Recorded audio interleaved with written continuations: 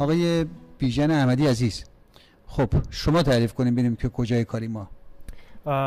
من همونجور که سوده عزیز گفت در واقع گزارش کمپین رو ارائه داد به دوستان. واقعا باید هم از شما جناب زرین‌مهر، هم از همه دوستانی که در این مدت به کمپین ما کمک کردن، ما از همین طریق دوست داریم که تشکر بکنیم. واقعا کمپین تونسته یه مسئله‌ای که خود ما رو هم هیجان زده و حالا میشه گفتش که ما خودمون تعجب کردیم که تونستیم در این مدت کوتاه یه شور و هیجانی رو در شهر تورنتو حداقل در بین فعالین کامیونیتی به وجود بیاریم و تونستیم یک شوری رو به وجود بیاریم که دوباره امیدی ایجاد بشه برای در رابطه با کنگره ایرانیان کانادا. متاسفانه به خاطر برخی از کمکاری‌ها و برخی از اتفاقاتی که در کنگره در این سالهای اخیر افتاده بود، بعضی از دوستان امید خودشون رو نسبت به این سازمان از دست داده بودن. یه توضیح راجع به مسائل و مشکلات و رویدادهایی که پیش اومده. من دوست دارم که یه مقدار کلی مشکلات کنگره رو میتونم براتون مطرح بکنم که خیلی وارد جزئیاتش نشیم، چون جزئیات اولا 7 سال این سازمان بوده، هر سال مسائل و مشکلات خاص خودش رو داشته. اما اگه کلا این 7 سال رو نگاه بکنیم، به خصوص سالهای اخیر، 2 معضل اساسی رو جناب زرین‌مهر هست که کنگره باهاش روبرو بوده. یکی عدم فعالیت و تبدیل شدن به یک سازمان تقریبا میشه گفت انفعالی، و دومی بحث سیاسی بازی و سیاسی کاری در کنگره‌ای که باید عقاید اقشار مختلف جامعه ایرانی کانادایی رو نمایندگی بکنه. وقتی که به این 2 معضل اصلی ما نگاه کردیم، در همون ابتدایی که سوده گفت 3 نفر و 5 نفر بودیم که شروع کردیم کار رو، گفتیم که بهترین راه برای حل این مشکلات افزایش اعضای کنگره است. به خاطر اینکه افزایش اعضا هم میتونه نیروی انسانی بیشتری رو در اختیار این سازمان قرار بده که در واقع اون مسئله عدم فعالیت حل بشه، و همین که با زیاد شدن عقاید گوناگون و یا با حضور عقاید گوناگون تو این سازمان، استقلال سازمان رو، این کنگره ایرانیان کانادا رو میشه تضمین کرد.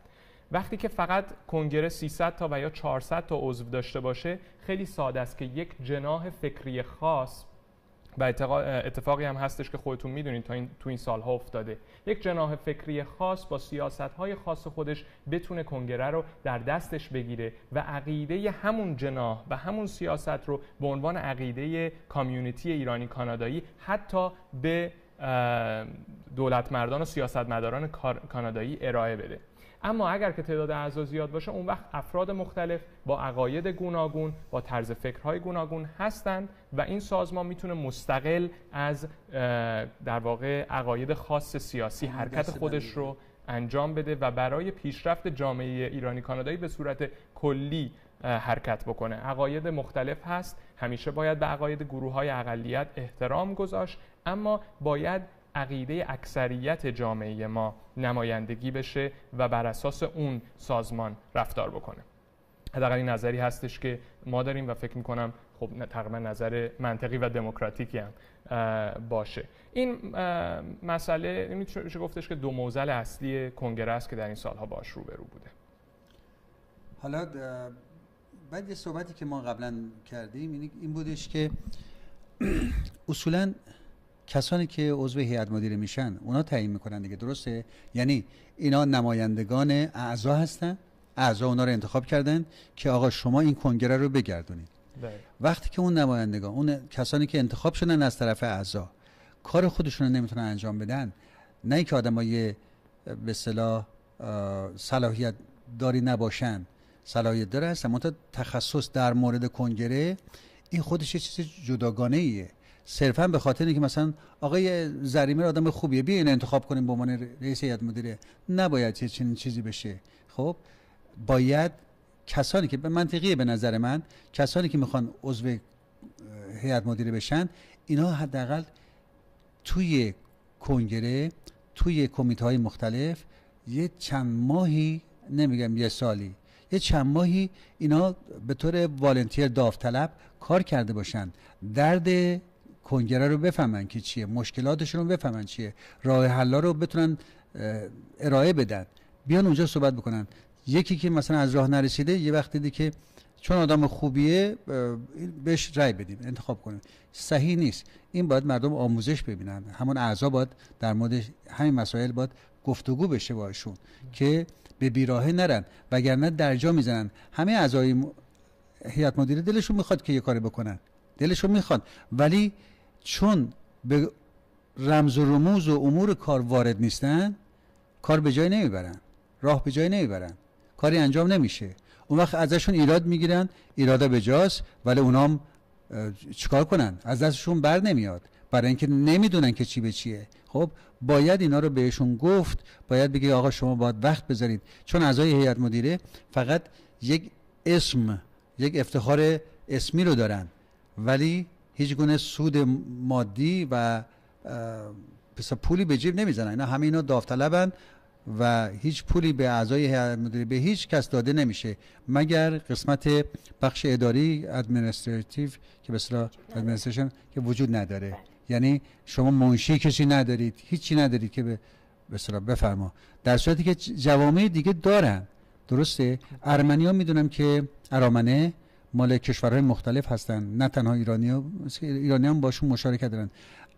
سالها پیش می‌دونستم که 6 تا کامیونیتی سنتر دارن، 6 تا مرکز جامعه دارن. خب حتی فکر می‌کنم شما بهتر از من احتمال می‌دونید انجمن ایرانیان زمانی که بوده که قبل از کنگره در واقع فعالیت می‌کرده و الان دیگه فعالیت نمی‌کنه، فکر می‌کنم اونها هم یک کادر اجرایی و کادر اداری داشتن که فعالیت می‌کرد و بودجه تقریباً بالایی رو هم داشتن 500 600 هزار دلار در سال اینا بودجه داشتن و یک دوره هم من عضو هیئت مدیرش بودم. خب اما در اونجا من دیدم که متاسفانه غرض‌ورزی‌های شخصی شد. دوره‌های دیگه بودن که مثلا رقابت‌های سیاسی بود بینشون.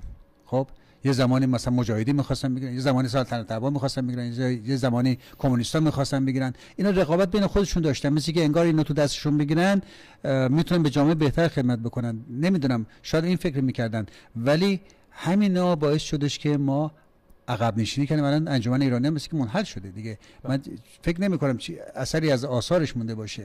دقیقاً. متاسفانه. و یه مسئله که هست جناب زریمشون، الان بحث انجمن ایرانیان هم مطرح شد. وقتی که با دوستان تو طول کمپین صحبت میکنیم، بعضی وقتا بعضیا میگن خب کنگره ایرانیان نتونسته تو این 7 سال، کنگره ایرانیان کانادا به قدری که لازم بوده فعالیت بکنه، و یا حتی در مواردی توی نشریات نوشته شده، در مواردی از اساسنامه خود سازمان هیئت مدیره خارج شده، در واقع بخش اکثریت هیئت مدیره خارج شده و غیرقانونی عمل کرده بر اساس اساسنامه سازمان.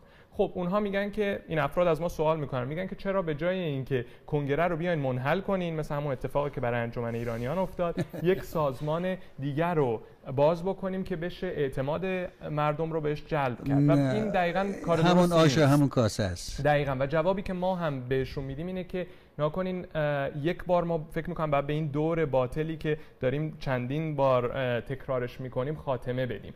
این سازمان اساسنامه‌ای که داره یک اساسنامه دموکراتیکه. اشکالاتی در این اساسنامه وجود داره، اما ساختاری که برای این سازمان درست شده اینه که اعضا مالکین این سازمان هستند.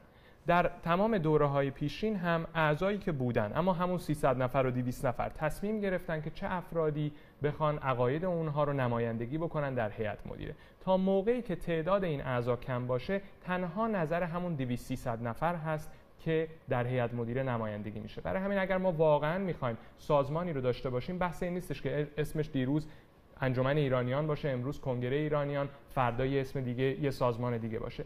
اگر میخوایم یک سازمان قوی رو داشته باشیم و با همین ساختار دموکراتیک که همه بتونن عضو باشن، همه مردم بتونن عضو بشن و مالکین اون سازمان باشن داشته باشیم، باید مشارکت داشته باشیم تا مطمئن بشیم عقاید گوناگون اونجا نمایندگی میشه و کس یا گروه خاصی نتونه از این سازمان سوء استفاده بکنه. و اگر تعداد اعضا زیاد باشن، اون موقع میشه جلوی هر فردی رو که بخواد خارج از اساسنامه حرکت بکنه، حتی در هیئت مدیره، میشه جلوش رو گرفت.